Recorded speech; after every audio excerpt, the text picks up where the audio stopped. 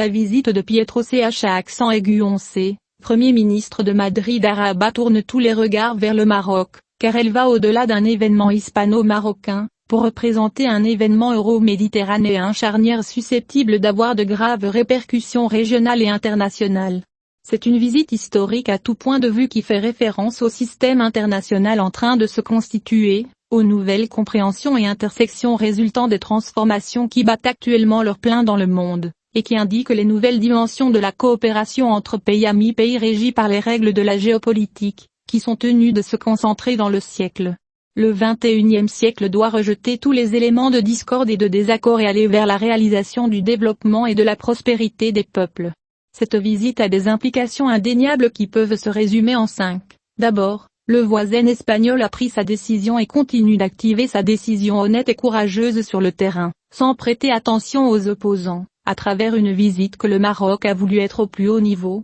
pour parvenir à un partenariat stratégique basé sur la clarté, la confiance mutuelle et le dialogue transparent, c'est-à-dire, en bref, d'égal à égal et de respect. En deuxième, la crise qui a duré près d'un an entre les deux pays est devenue une chose du passé, après avoir rempli sa mission de faire découvrir les deux pays, en particulier la partie espagnole, qui a compris que la question du Sahara est vitale pour le Maroc, mettant ainsi fin à ce paradoxe saisissant entre une coopération économique distinguée qui fait de l'Espagne le partenaire et le premier fournisseur commercial du Maroc, et une tension politique chronique due à son incompréhensible hésitation à témoigner pendant 47 ans pour proclamer la légitimité de la droite marocaine. La troisième, la grande chaleur de l'invité espagnol et sa participation du roi du Maroc Mohamed via un banquet iftar en son honneur pendant le mois sacré du Ramadan est la preuve que le commandeur des croyants veut envoyer tous les messages de réconfort, de bon pli et de sérénité aux voisins espagnols, et même ajouter cordialité, aura et garantie particulière pour le succès de la nouvelle ère de l'amitié maroco-espagnole, qui transcendra, comme le prévoit le Maroc, l'intérêt politique à celui stratégique. Quatrièmement, qu'il y a des dossiers en suspens sur lesquels les deux parties vont se concentrer sur l'ouverture des frontières et l'exploitation du gazoduc maghrébin entre l'Espagne et le Maroc, ainsi que la reprise d'ateliers économiques dans divers domaines répartis dans les secteurs de l'immobilier, du tourisme, de l'agriculture, les énergies renouvelables, l'emploi, la formation professionnelle, les transports, l'agroalimentaire et le secteur textile-habillement, où les deux pays étudieront comment investir chacun de l'un et de l'autre. Sa situation géographique le met à la disposition de son partenaire pour entrer dans les économies et marchés d'Europe pour le Maroc et d'Afrique pour l'Espagne. Le Maroc est un pays accepté par les peuples africains et qui n'a pas de passé colonial, et il peut être un garant et un guide pour l'Espagne dans la réalisation de ses ambitions.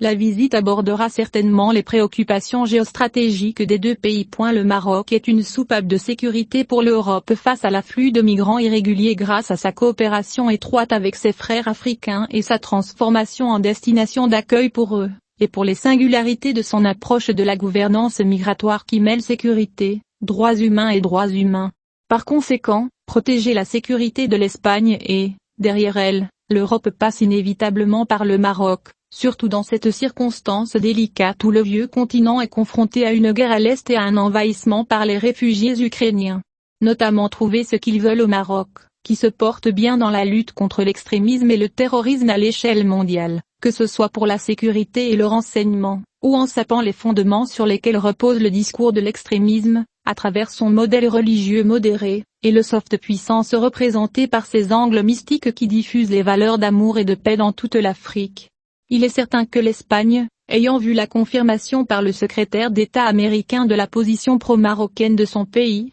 et la présence du Maroc dans de nombreuses équations internationales, le Moyen-Orient, la Libye, les pays du Sahel, l'Afrique de l'Ouest, et la grande notoriété qu'il s'est acquise en tant que pays émerge, il cherchera avec lui à la formation d'une binaire économique et politique influente dans le contexte régional et international. De même, le Maroc attend que l'Espagne contribue à accélérer la révolution en adoptant la solution d'autonomie dans nos provinces du Sud, compte tenu de son influence européenne et latino-américaine pour fortifier le Maghreb et les pays européens et se consacrer main dans la main à l'élaboration d'une solution brillante et prospère à venir pour les deux peuples.